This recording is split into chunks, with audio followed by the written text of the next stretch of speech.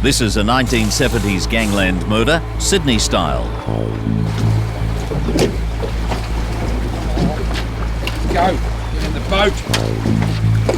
You're stuffed.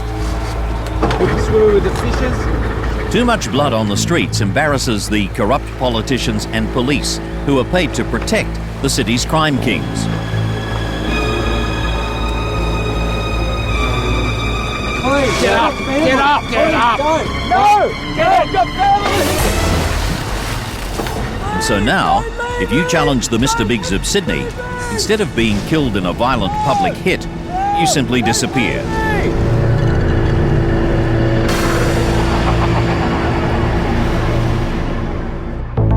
Australia's most notorious criminal families.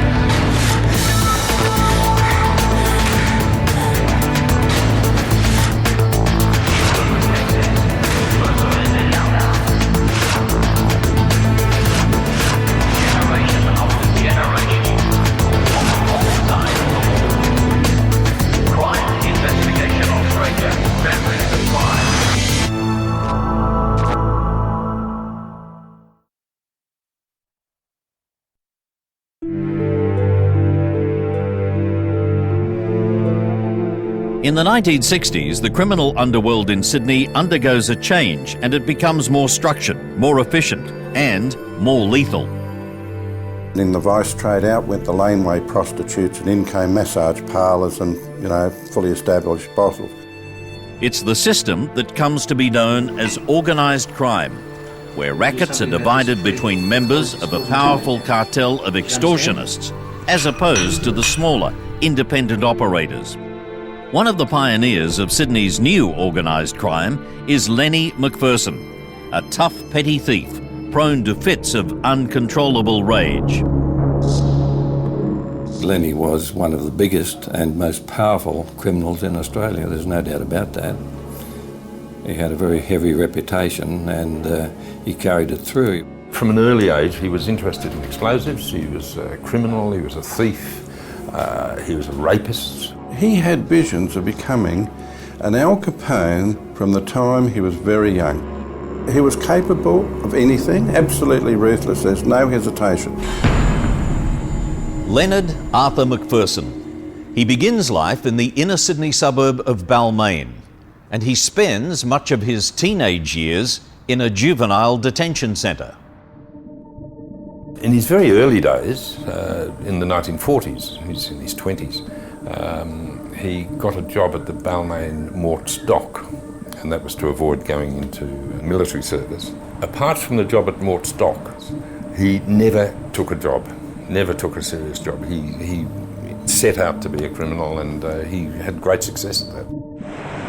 At 30, Lenny Macpherson goes on a crime study tour of the United States to learn more about how organised crime syndicates work in America. Back in Sydney, after his US trip, Macpherson is arrested during a major burglary in the city centre and returned to prison. While inside, he meets a small-time thief named George Freeman.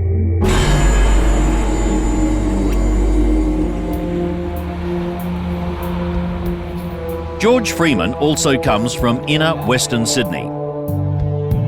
Like Macpherson, he's a minor crook who passes through juvenile detention before ending up in prison. Where was I to learn anything? Would they learn to be gossip boys how to chop trees down, or scrub floors, or things like that? If you look at Freeman's criminal record, in those early years, probably up to about mid-1960s, somewhere around that period, he was charged about 35 times with a whole variety of criminal offences. Once out of prison, Freeman begins a slow takeover of small SP bookmakers right across Sydney. Before the TAB, these illegal starting price bookmakers take a fortune in bets from those who don't go to the races. He was much better at handling money. He was very good at figures. That one of the few things he got from school, he did learn to read and do mathematics, so he could work out odds on horse races and things. Out went the friendly Freds running the SPs in the local hotels and often suburban or country homes, and in came syndicated SP bookmaking. Macpherson saw in Freeman the ability to really get control of the SP bookie business. So I see Lenny as the manipulative boss, the one who did the deals with the cops. One of their henchmen is a childhood friend of Freeman's, a tough enforcer named Stan the Man Smith. As well as milking the SP operators, Macpherson and his henchmen provide debt collection services. He also operates protection rackets on backstreet abortion and illegal prostitution. All sorts of protection rackets. Whatever there was a quid in, and Lenny could see it, he'd go along and offer protection, and it was usually a good idea to accept it. Macpherson and Freeman have no respect for the usual criminal code of silence and happily dob in SP bookmakers, bank robbers and other criminals who question their authority. Lenny discovered early in the piece that the way to the greatest freedom of his enterprise, if I could put it that way, was to be a fizz geek, and this is to rat on criminals and their activities to the police. His main contact is a senior detective named Ray Kelly. Well, it was a two-way affair. They used and exploited Lenny so he could inform them on what was happening in the underworld and to do some things that they might have wanted done in the underworld. And he in turn made use of them by having them protect him and his businesses. Yes. Information was the currency of police, so that if a particular cop wanted an informant to keep him provided with information, he would say to someone else, look, leave him alone, he's a police informant, he's very important to us.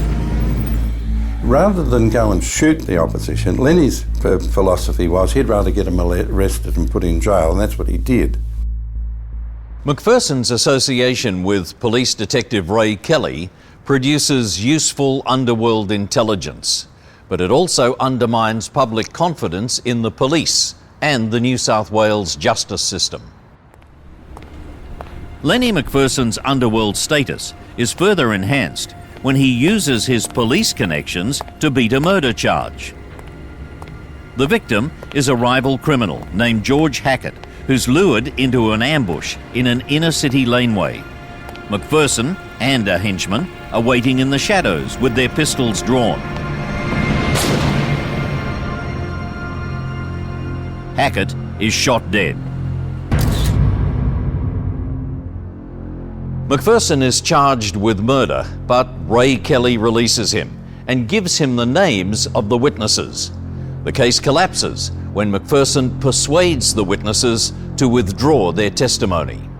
Lenny was very imposing. He had a very sort of tough voice, you knew.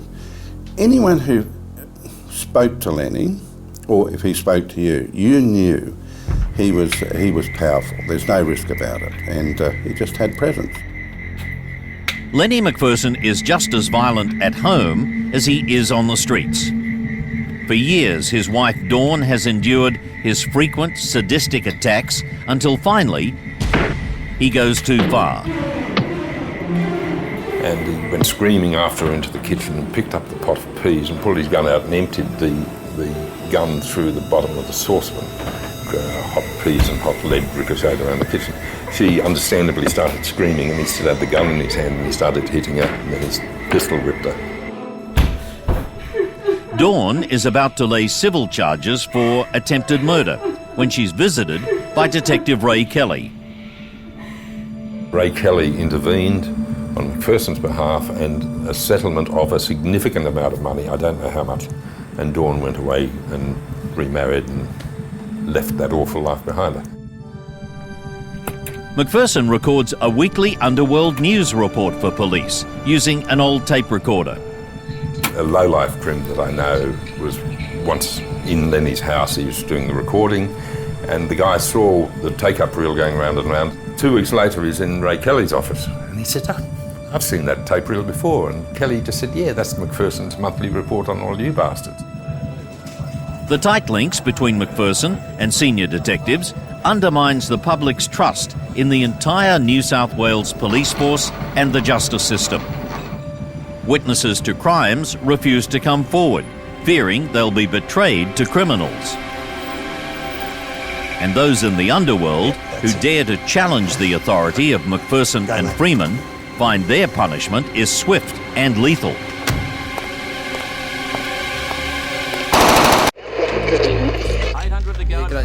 By the 1960s, Sydney crime kings Lenny McPherson and George Freeman are making a fortune extorting payments from illegal SP gambling operators.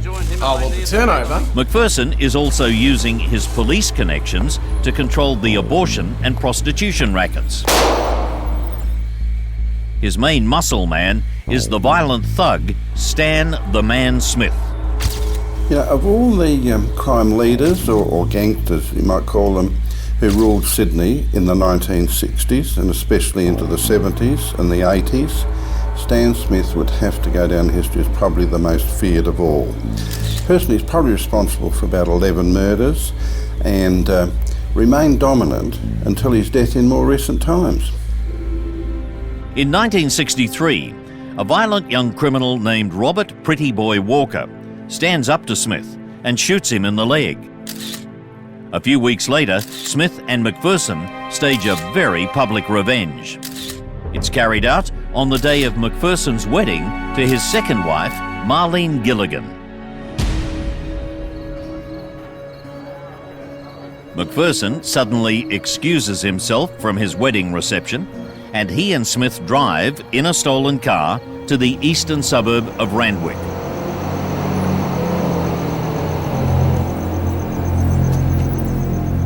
Where is this little prick? Right here, show. You not at a wedding? Oh, no. You'll show. There's someone. Is it him? Yeah, it's him. McPherson and Smith watch as Pretty Boy Walker walks up the street.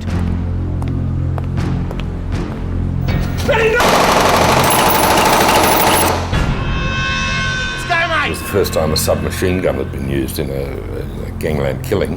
9mm bullets, boom, boom, boom, boom, and Pretty Boy Walker's dead.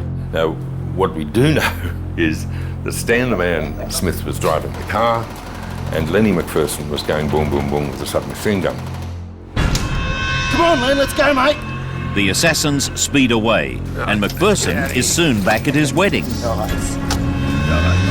see that coming. Goes out and kills the man, then comes back to the wedding reception as though nothing had happened. I mean, it's very bizarre. And of course, what a perfect alibi for a murder. Sorry, I was getting married. Ray Kelly took over the investigation of that, and McPherson was never asked a question. Not officially or documented, never asked a question. That was the same time as which Freeman then really started in earnest in organising the SP rackets and race rigging, which used to run for more than a decade. Soon after he's cleared in the Pretty Boy inquest, Lenny McPherson kills again. A rival standover man is hit by 10 bullets. Detective Kelly investigates, and no charges are laid. While McPherson benefits from his underworld reputation of having police in his pocket, he deals ruthlessly with anyone who accuses him of being a police informer. When the satirical magazine Oz names him as a fizzgig, which means a snitch, McPherson pays a sinister visit to express his displeasure. When a criminal named Jackie Steele circulates the Oz article around the underworld, McPherson kills him. Shotguns, rifles and pistols are used to blast Steele full of 50 pellets and bullets.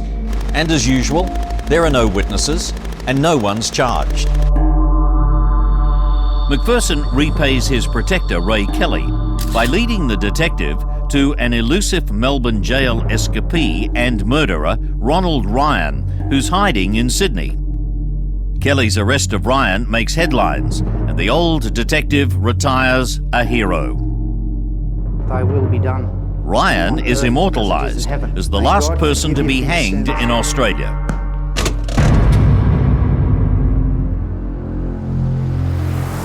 Sydney is now entering a black era of brazen official corruption, nourished by millions of dollars from the new illegal casino industry.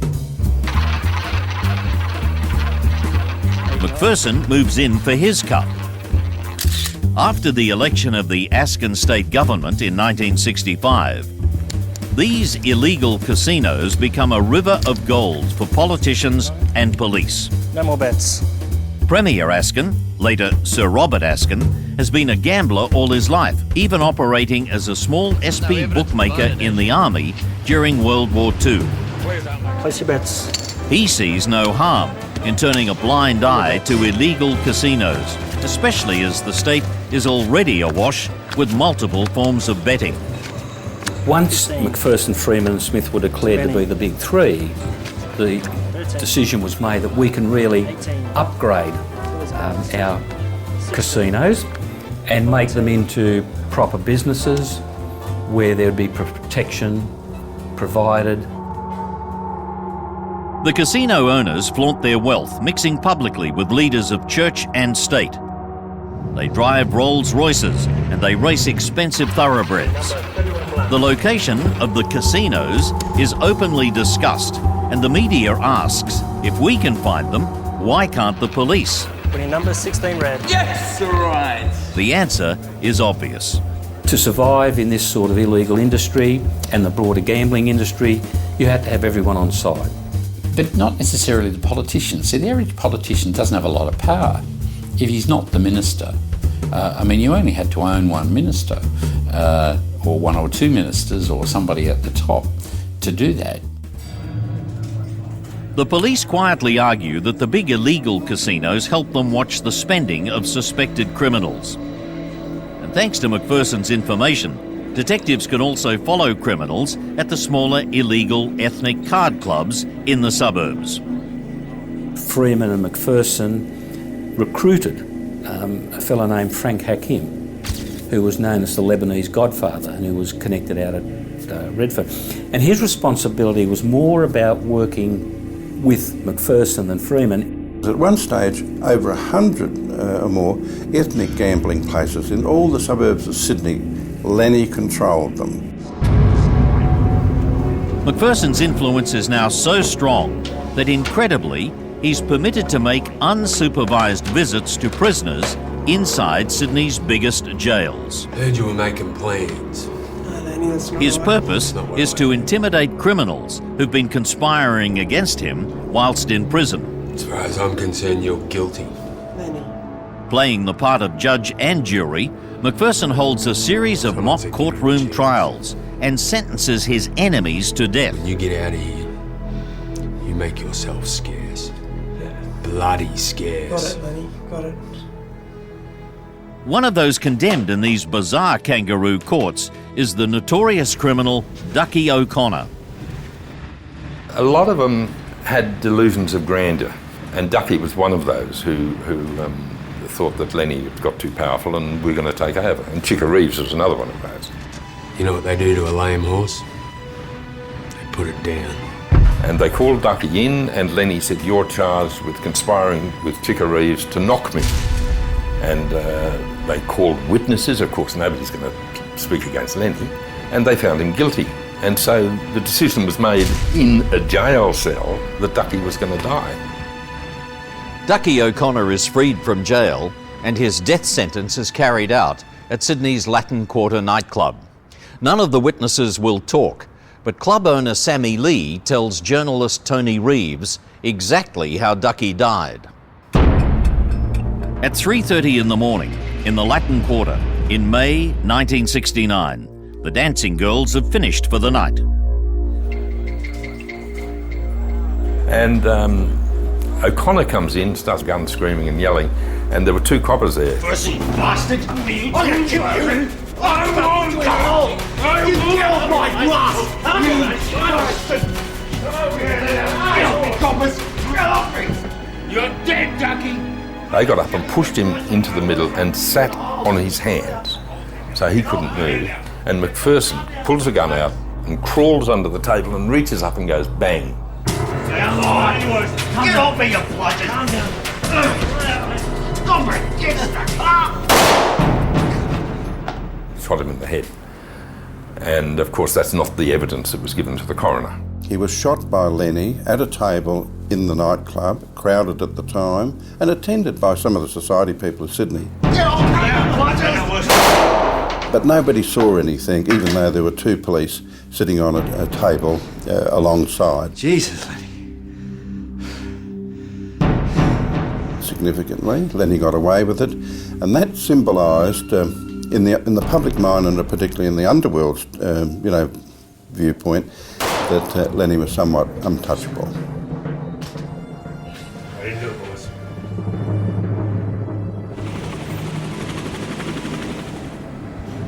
In 1969, Lenny McPherson begins strengthening his alliance with the American Mafia. He sends George Freeman and Stan Smith to the United States to meet with mobster Joseph Dan Tester. Tester then visits Australia. That might tell you that some of the real top figures of the mafia of the United States, especially from Las Vegas, but even including Chicago and California, came to Australia and they got involved with Lenny. Now, with the help of the American Mafia, they're moving their racketeering into Sydney's giant registered clubs with their tens of thousands of poker machines. And that involved the skimming of money, particularly the skimming of money from poker machines. There was also a fair level of activity through the entertainment industry, the booking of mafia-controlled American acts into the poker machine clubs in Sydney. Well, in 1972, we all know why we're here. McPherson and Freeman hold a summit with other powerful criminals to complete the organisation of all rackets in Sydney. A good mate from the States. And Freeman was the host at most of the visits by the US Mafia, and he had the strongest links, Deal with him. Stronger than McPherson, with the people in Las Vegas, for instance. Instead of everyone missing out, we all make money. An undercover Commonwealth police officer informs the New South Wales Police of McPherson's sinister summit. You want to make more money? Of course you do.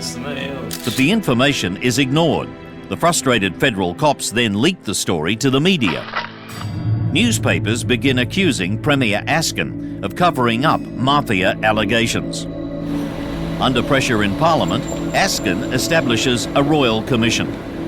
McPherson is called to give evidence and is publicly identified as the Mr. Big of Sydney crime. He denies any connection to organised crime. He even takes exception to the title. I don't know why. Look, fair thing, I really don't know why they'd say that. Mr. Big, Mr. Big. Now, don't you know, Mr. Big enough, and then they say Mr. Little, a Mr. Big of little statue. All these things have over the years, and you just don't know what can you do? And he just lied and had this extraordinary attack of amnesia.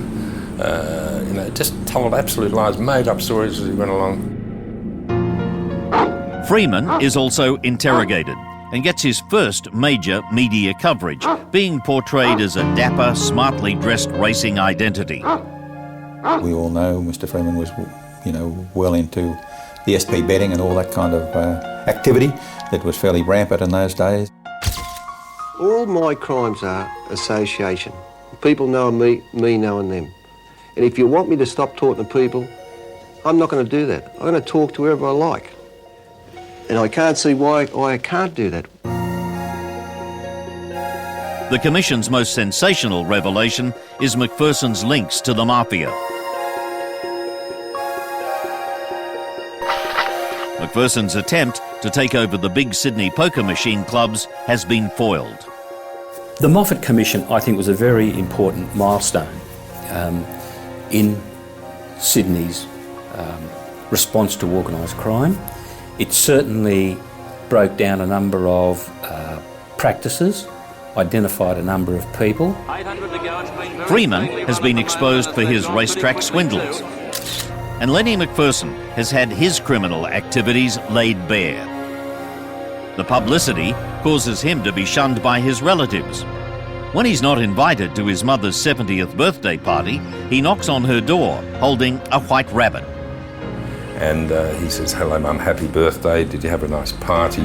Yes, she says, all the family was there, and he interrupted her and said, "Well, not quite all the family, I wasn't invited." And she said, "Oh, well, then you know what it's like with the criminal stuff and all that." And with that, he wrenched the head off the rabbit and threw it on her front doormat. McPherson has no hesitation in trying to intimidate journalists who expose his crimes. Kevin Perkins is one of many to feel the force of the big man's displeasure.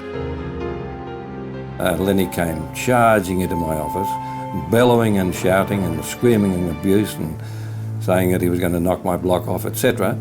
And he was a very frightening sight, Lenny. He was a big, ugly man and very noisy and loud. And it was about 12 o'clock, and the editor and the sub-editors and the other reporters around the place all decided that it was an excellent time to go to lunch.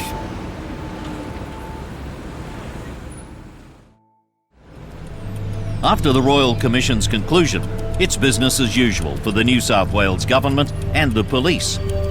I think it's fair to say that the governments of the day certainly failed to follow up on the recommendations of the Commission and could have saved us a lot of pain later on. A Royal Commission has foiled an attempt by Lenny McPherson and George Freeman to take over Sydney's big poker machine clubs. They're exposed as ruthless criminals, but the police still retain them as informants and leave them alone. In 1975, the by now knighted Sir Robert Askin retires. And a year later, the Labor Party under Neville Wran sweeps to power in New South Wales. And moreover, the 10 years of the Neville Wran government wasn't much better. Those aspects of organised crime that Lenny was involved in, that's especially gambling and vice, they had something of a free run. And coupled with it, of course, there was police protection at different levels. In return for giving McPherson and Freeman continued immunity, police impose a new condition.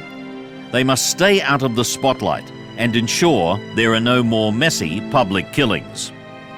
They understood that if you wanted to be around for a long time, it wasn't about just shooting all your opponents, it was about having a peaceful business that kept under the radar and kept everyone happy.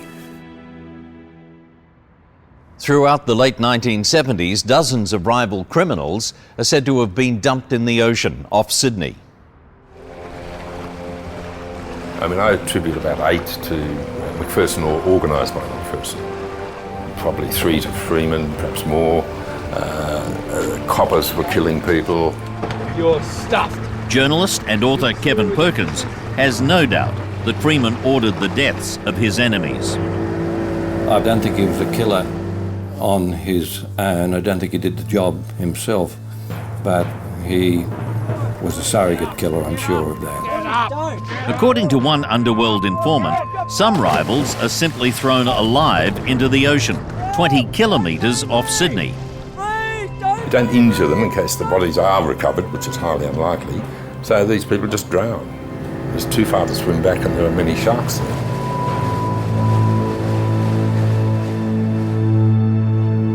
Freeman's empire grows stronger, and his success as a tipster cements powerful friendships with punters in the legal and the political establishment.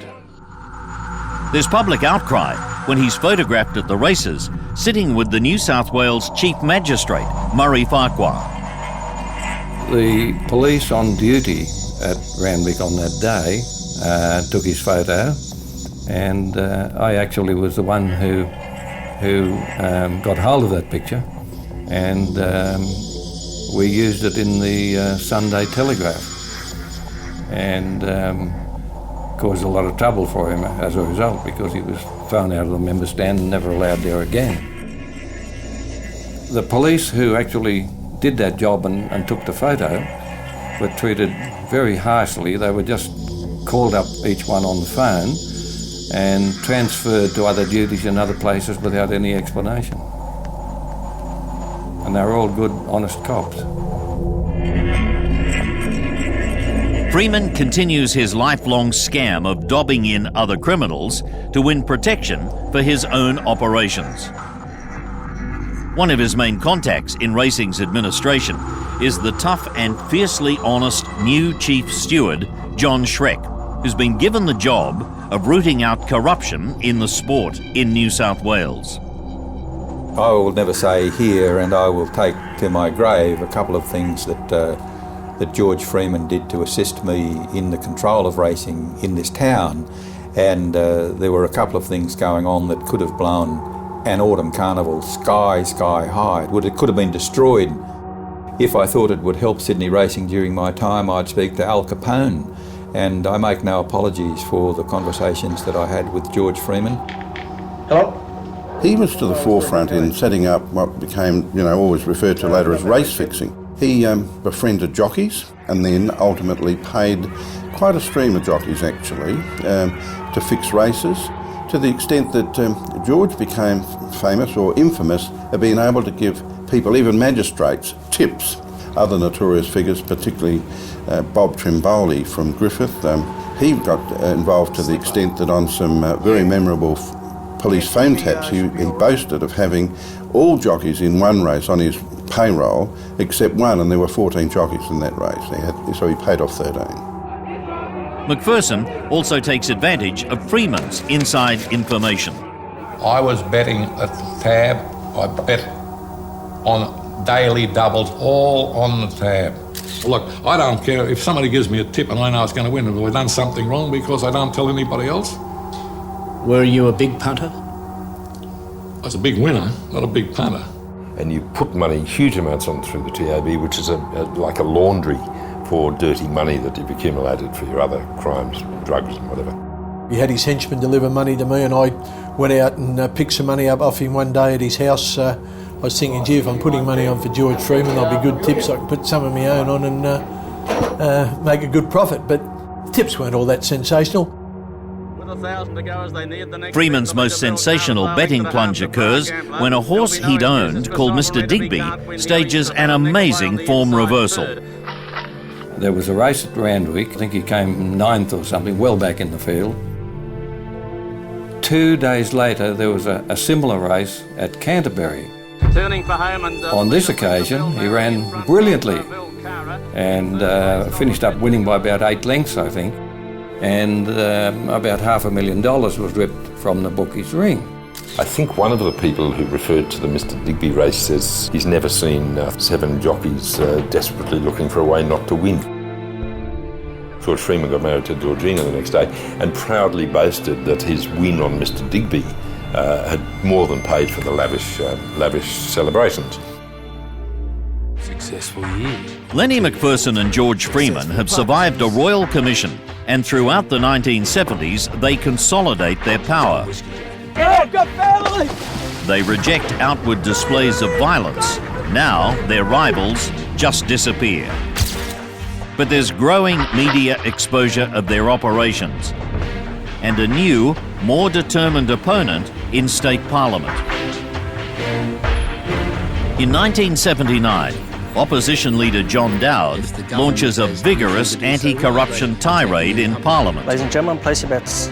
After spending a secret night out at Sydney's illegal casinos. No more bets.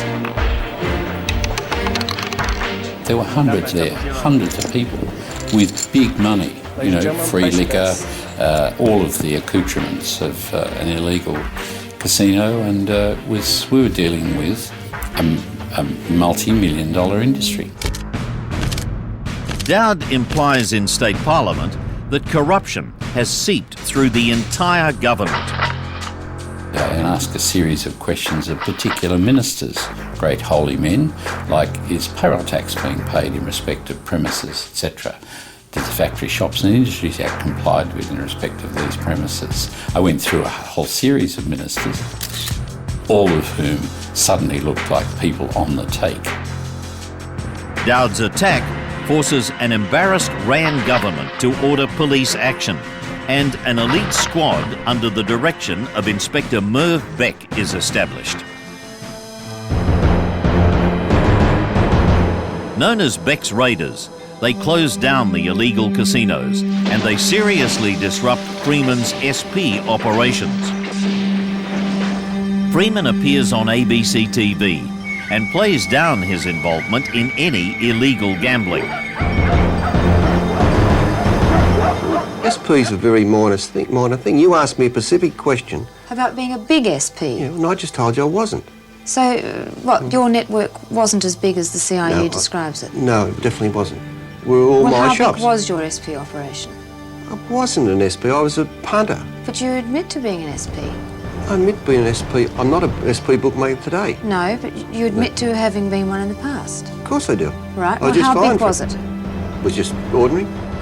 But despite his public denials, Freeman is secretly enraged over the disruption to his rackets. He sends Stan Smith to deliver a gruesome warning to John Dowd to drop his anti-corruption campaign. Well, I got a message through my cat being killed, its head turned around the wrong way, on the front lawn. Wasn't a message, I wasn't going to drop off. The cat was then dead. I had a duty to continue what I was doing. McPherson has now turned his inner western suburban home into a fortress. There were cameras at the door, rotating, and the door was so heavy that you could hardly push it open because it was reinforced, and all the windows were thick and bulletproof. The place was surrounded by electronic beams, so you couldn't come in from any side, back or front or the sides, without an alarm going off inside. And when Lenny approached at night, the whole place was floodlit and his garage was quickly opened and closed. So he took no chances. So there was a high level of paranoia, and it got worse as the years went on because he'd become a serious problem for a lot of criminals.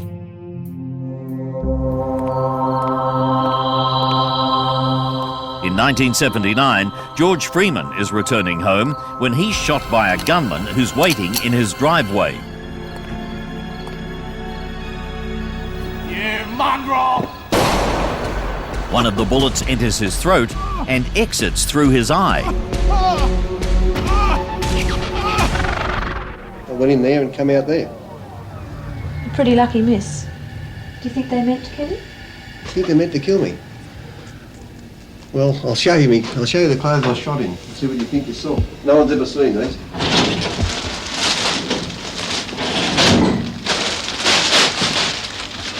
Yeah, but you reporters were writing me up for weeks before headlines how many millions and millions I was winning, and there's, when I drove in, they might have thought I had some of those millions and millions. Police soon discover the attack is the result of Freeman's affair with the wife of a drug dealer who's in jail. George actually then dumped her. She ended up acting as a madam for a brothel, and it led to tensions within the underworld. You mongrel shit! During the shooting, Freeman recognises his attacker as the woman's father. A few weeks later, the man's assassinated outside his home. No one is ever convicted of Freeman's shooting or the killing of the woman's father. I've been told by honest detectives whom I trust and whom I believe would know who the man was who shot him, and he's in jail at the moment over another matter. That was organised, I'm told, by George Freeman. Freeman remarries, and his new wife, Georgina, publicly defends her husband. It's all amusing. I know it's not true, so... Did you know about George Freeman when you married him?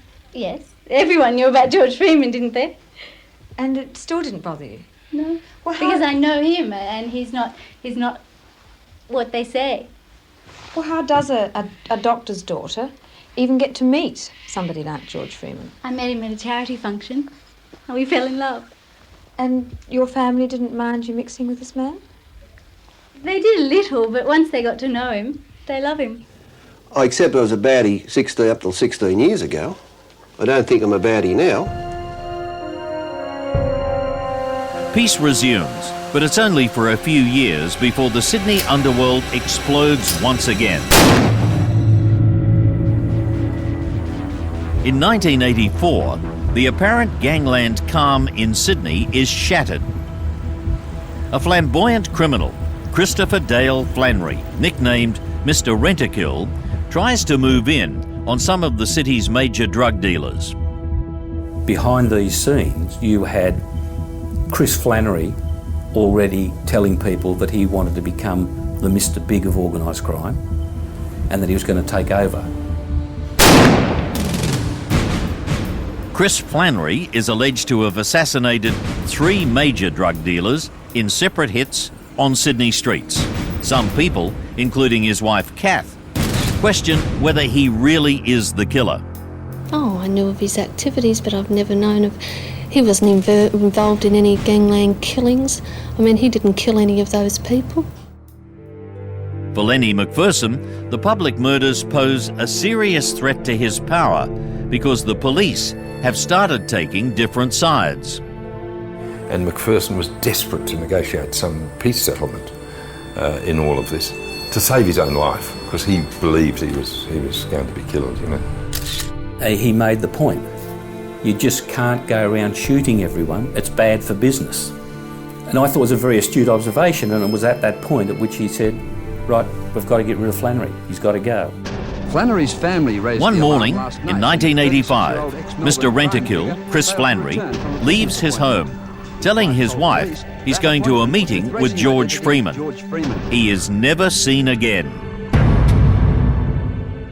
The structure that I've been able to put together, which we can't prove, but it's the most probable series of events, is that a friendly, corrupt policeman tampered with the car, knew he would come out looking for a cab, and here's a friendly policeman with a car, we'll take him. Boom, and they took him to a place and put him in a boat and got rid of the body. I don't think there's any doubt whatever that Lenny McPherson with George Freeman approved of that, and indeed I think you'll find that Lenny, George and their third key figure with them, Stan Smith, organised that, and there's been no finding of a body. The information I got very early at the time was that his body too was dumped at sea. Flannery's wife protests loudly to the media that Freeman has killed her husband. My husband's dead. I don't know whether they're going to murder me. They seem to be killing all the people they like and they're getting away with it. Freeman gives an equally robust public defence. To say you had nothing to do with his death? I had nothing. Is he dead? Well, I don't know. Is he dead? Police seem to think he might be. And that? Well, I don't know that. I certainly hope, even for the good of the community and everyone else, and myself, and I certainly hope he's not coming back. Suffering long-term pain from his shooting, Freeman becomes addicted to prescribed medication. And he was taking heaps. He was getting pethidine prescribed to him or given to him by a few doctors. None of them knew the others were doing it. And he injected himself with pethidine and also took Valium with it, which was a seriously bad mixture. George Freeman dies in 1991 of heart failure due to an asthma attack. On the night he died, he injected pethidine. A capsule was found on the floor near his bed and had an asthma attack. Now, one thing pethidine in large amounts can do is inhibit the breathing. Lived a pretty clean life all the time I knew him. He's never been to jail after we both went to jail. Neither of us have been back to jail since. George Freeman is survived by his second wife, Georgina, and 5 children.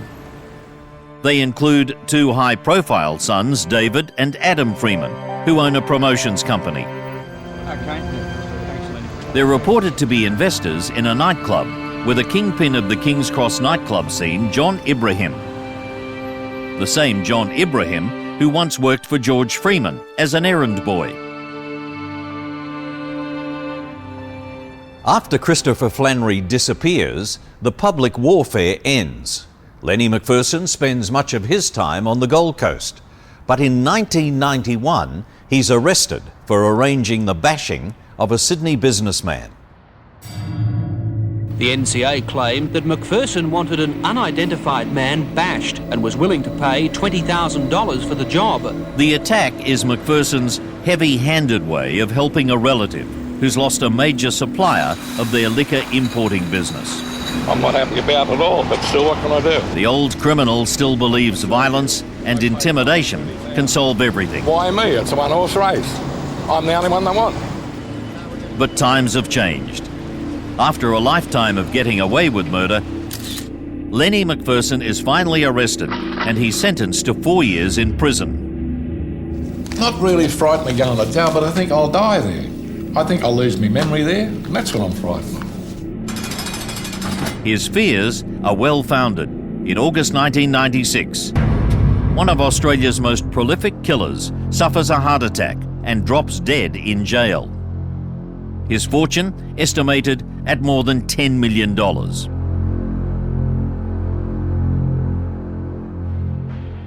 To the bitter end, McPherson refuses to reveal details of all the killing and corruption that has been his stock in trade.